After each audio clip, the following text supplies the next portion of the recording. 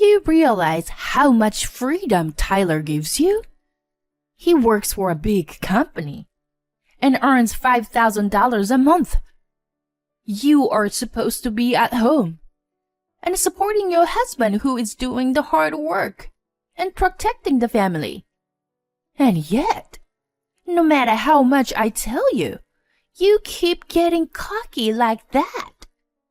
I've had enough of this. You and Tyler need to get a divorce. With those words, my mother-in-law pulled out the divorce papers from the drawer. My name is Mona, a 34-year-old office worker. My husband Tyler and I have been married for 5 years. We had been living happily since we got married. But our relationship started to fall apart because of one thing. That trigger was my mother-in-law. My husband and I originally lived together in a rented apartment. However, about 2 years ago, my father-in-law passed away due to illness. My mother-in-law, who was now alone, began to push us to live with her. To be honest, I was against the idea of moving in together. I wanted to enjoy my time as a couple. And if we were to live together, I would have to live at my parents-in-law's house. I was very happy with the apartment I was renting, and I did not want to move. However, my mother-in-law started coming to our house repeatedly after she started saying that she wanted to live with us. At first, my husband said, "You're fine on your own, aren't you? You're still young and healthy." But when she kept coming over and over again, it became a hassle. "Hey, Mona, my mom has insisted so much, so I'm thinking of moving in with her." Tyler had started to give in to her pushiness. As a result, it became 2 against 1, and I had no choice but to agree to live with her. So this is how it started. Living at my in-laws, it was the beginning of hell. My mother-in-law is a very old-fashioned person, and she didn't like the fact that I, her daughter-in-law, was working. "Why does Tyler come home before you? Normally, a wife cooks dinner and welcomes her husband, right? You are a lousy wife to work for money to have fun and neglect the housework." My mother-in-law says so and blames me for it every day. "I don't work for money to play. I work for money to live." I told her so, but she did not listen to me at all. "It's no use trying to deceive me like that. Tyler's earnings are enough for us, so you should quit your job." That's how my mother-in-law told me to quit my job. "Stop it, Mom. Mona is working for our family. Don't tell her to limit herself like that." But, my husband comes in to protect me whenever my mother-in-law blames me. My mother-in-law is at a loss for words when my husband, her only son, talks back to her. It's like she doesn't want to fight with her precious son. "It seems that you have brainwashed him, so I will have to break that brainwashing someday." My mother-in-law says that to me when my husband is not around. I don't know if she just wants to bully me, or if she has her head stuck in the old way of thinking. But either way, I wish she would be more flexible. After all, she was the one who requested to live together in the first place. My mother-in-law soon stopped nagging me when my husband is around, because my husband protects me every time. However, when my husband is away, she starts right away. "Why do you let Tyler wash the dishes when he feeds you? I can't believe it." This is a rule that my husband and I decided together. Tyler can't cook, so I cook every day, and Tyler does the dishes. When I say this, my mother-in-law looks disgusted. "When I was young like you, we weren't allowed to do that. And after making such a bad dish? How dare you talk like that? You should ask him to do the dishes after you make better food. Seriously? I could just make her skip meals every day. I usually cooked with a light flavor. This is because my husband's health checkup results were not so good. And my mother-in-law is also old, so she should take care of her health. That's why I keep the seasoning light. So she had no reason to complain about it. If she didn't like it, she should have made it herself. And I still have other complaints about my mother-in-law. She spends too much money. She frequently buys new clothes and expensive luxury brand bags. I always frown when I see her matching the clothes she buys in front of the mirror. Did you buy clothes again? What? Are you complaining? It's not like you are paying for it. Tyler earns a lot of money, so that you can live a rich life like this if you are jealous. I gave birth to him, so you should be more grateful. To say the truth, I wish you would use your money for me, rather than playing around with it. I was horrified. My mother-in-law would spend it all in a heartbeat if I gave her my salary as it is. I would never do such a thing. Fortunately, I had already converted the bank book of my own account to an electronic one, so there was usually no need to worry about it being seen. The one for the shared account is hidden in my room. Still, it is hard for me not to tell the truth to my mother-in-law. In fact, if you compare my husband's earnings with me, mine are much higher. I work as an employee of a general company, and I'm currently in the position of section manager. On top of that, on weekends, I make use of the certification I have and teach English online. I am a pretty popular teacher, if I do say so myself. So when I combine my income from working as a company employee and an English teacher, it's quite a lot. On the other hand, my husband used to work for a large company, but his job was too strenuous and he became mentally ill. As a result, he had to resign from his job and is currently looking for a new job while working part-time. However, we have been living like that for about 2 years now. I think he's not planning to look for a full-time job. When we moved in together, my husband told me that he didn't want his mother to worry about him. He asked me not to tell his mother that he had resigned from his job due to a mental illness. He said that if she found out, she might go to his former company to yell at them. I'm sure that his mother, who loves his son very much, would do something like that. I did as my husband asked and promised not to tell his mother about our income. However, she always says that my husband earns money to support me, when even her wasteful spending comes from my income. I don't understand why she treats me so poorly. Stress built up inside me little by little. Then one day, I received a call from a friend of mine, who had not seen me for about 6 months because she was busy. I was happy to hear from her out of the blue. "Hey, what's up?" "Oh, Mona, your husband hasn't found a new job yet, has he?" "No, he hasn't." "Why are you talking about my husband?" "I was just driving through town, on my way back from my client's place. I saw your husband walking arm in arm with a young girl." "What?" My mind went blank. My husband having an affair? That's impossible. We are a close couple, even though we sometimes fight.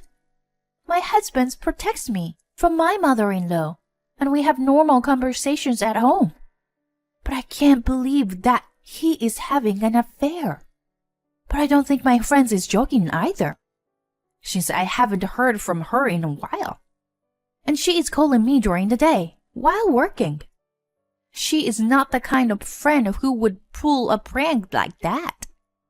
My mind was a jumble of feelings of wanting to believe my husband and feeling uneasy. I decided that I had no choice but to make things clear. So I asked the credit agency to conduct an investigation. I was really stressed for a few weeks until the results of the investigation came back.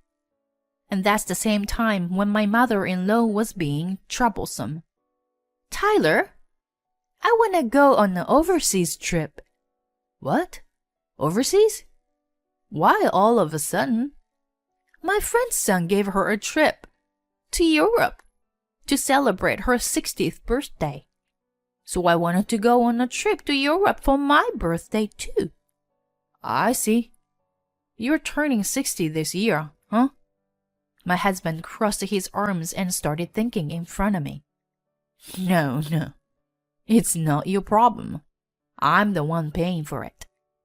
And I'm absolutely against it. I was thinking such a thing in my mind. I was distrustful of my husband. But as long as there was no evidence yet, I tried not to talk about our income. Then my husband agreed to do it. I couldn't help but butt in. "Wait, Tyler! Don't just decide on that without asking me. A trip to Europe costs a lot of money, you know," I said in a slight panic. And as always, my mother-in-law started to attack me. "What? I didn't ask you for anything. I'm asking Tyler. You don't bring money into the house, and you don't even do the housework, so don't interrupt me," she shouted. And then she continued. "You know, do you realize how much freedom Tyler gives you? He works for a big company and earns $5,000 a month. You are supposed to be at home and supporting your husband who is doing the hard work and protecting the family. And yet, no matter how much I tell you, you keep getting cocky like that.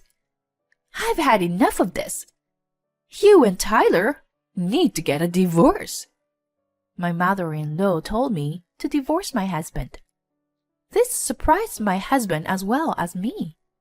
"What are you talking about? Don't decide our divorce. Tyler, you were deceived by this woman.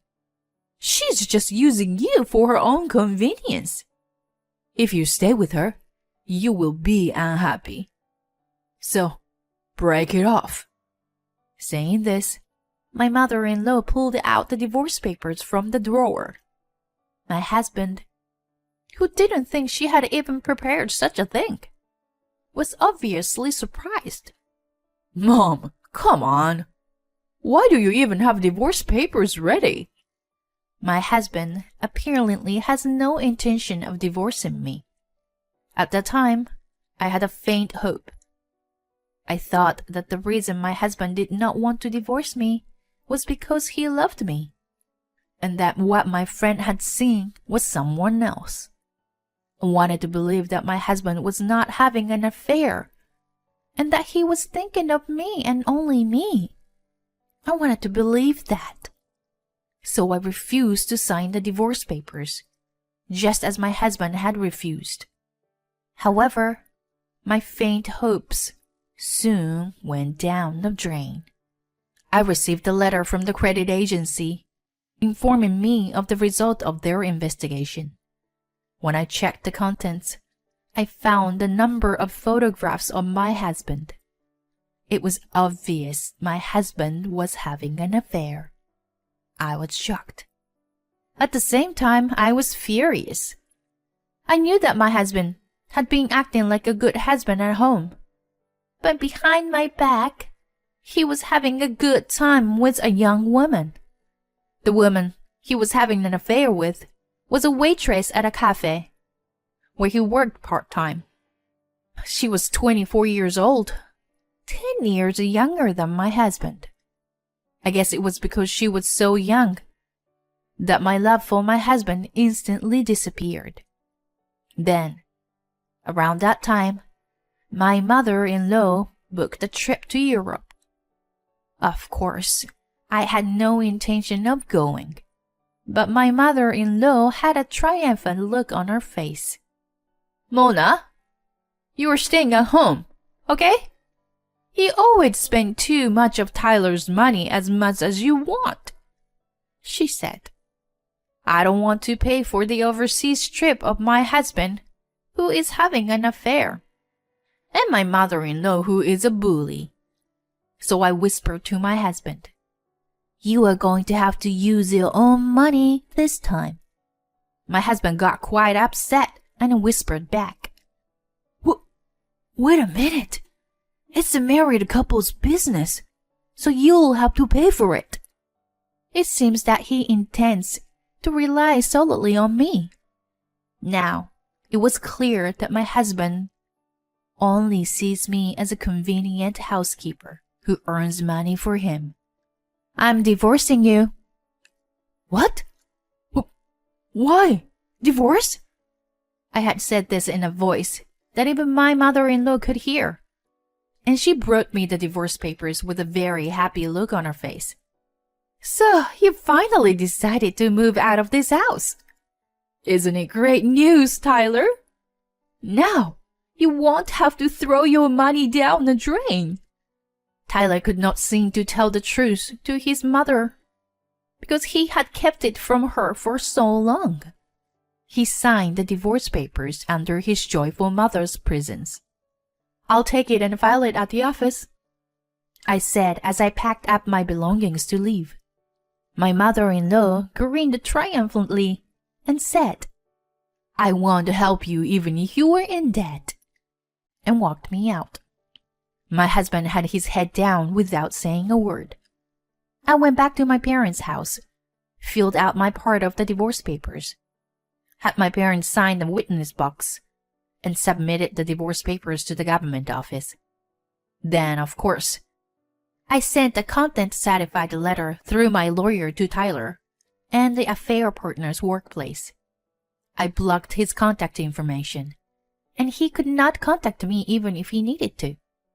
But instead, he came to my parents' house alone. I didn't want to see him, so my father handled it. Tyler insisted that he couldn't pay alimony. I guess he had not told his mother anything yet, seeing that she was not there. My father turned Tyler away without question, so I never had to see his face. And he made him promise to pay me through my lawyer, even if it was in installments. But then, about 3 months later, this time, my ex-mother-in-law and my ex-husband came to my parents' house together. I was living at home at the recommendation of my parents, so I was there just when they came. Again, my father handled the situation first. My mother and I listened and watched. Then I heard my ex-mother-in-law screaming, "Why have all the lifelines in our house stopped? Your daughter must have done something. She's not taking Tyler's salary, is she?" I heard such a voice, and I was impressed how this woman could be so confident. She never admits that her own son is at fault, and she just wants to make me the bad guy. I kind of felt sorry for my ex-mother-in-law and decided to show my face in front of the two of them. When my ex-mother-in-law noticed me, she widened her eyes and yelled at me, "You finally showed your face. You put both Tyler and me in a lot of trouble. I don't know how you did it, but you gotta get the power and water back on. I didn't even get to go to Europe for my 60th birthday celebration because of you. I would like to calmly tell you that I am not in charge of paying utility bills and so on after our divorce. I leave all that to Tyler. If the lifeline is stopped, it's because Tyler's salary isn't enough to pay it, isn't it? When I said this, my ex-mother-in-law raised her voice. Are you stupid? Tyler works for a big company and earns $5,000 a month. How can he not be able to pay the bills? Apparently, Tyler hasn't told his mother after all. I showed her my tax slip to show her the reality. This is my income from my company, and this is my income from teaching English online. You teach English? My ex-mother-in-law was clearly surprised. Then she took a close look at the withholding tax slip, and her eyes widened. Well, it looks like it's true that you receive about $5,000 a month. Then what about Tyler's salary? If it's the same as it was right before we broke up, he's a part-timer at a cafe.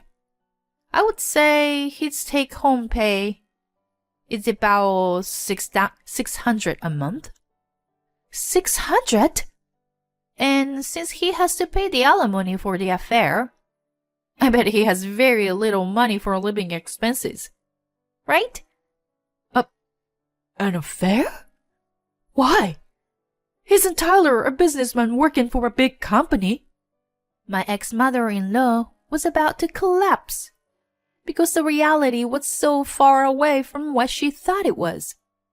Tyler looked uncomfortable. Mom, I'm sorry.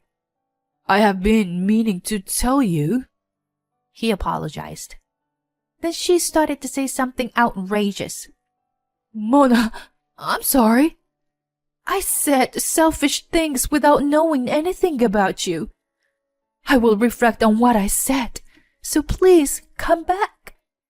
What in the world is this person talking about? How can you ask me to come back under the circumstances? I am already divorced from Tyler, so we are strangers. There's no reason for me to go back. And I'll still have to support you too, even if I did. Who would want to go back in that situation? If you stay here any longer, I will call the police. So please, leave as soon as possible. When I said this calmly, my ex-mother-in-law and ex-husband made a pathetic sound and left. Then I put a restraining order in place so that I could report my ex-husband and ex-mother-in-law if they appeared in front of me. As for the two after that, I sent the proof of the affair to the cafe, and people at work started giving Tyler the cold shoulder. He had no choice but to quit his job at the cafe with his partner. However, he had to pay for the alimony, so he is currently working several part-time jobs. In the end, he is working as much as he did when he was mentally ill at his former company. It looks like his affair partner has left him, and he is now living with his mother. However, my ex-mother-in-law is gradually showing symptoms of dementia, so he has to work hard to pay off his debts, while also taking care of his mother. It served them right. On the other hand, I continue to live with my parents and save money at a very fast pace. In fact, I'm currently saving quite a bit of money. I am planning to invest in the near future to further increase my assets and aim to be semi-retired in a few years.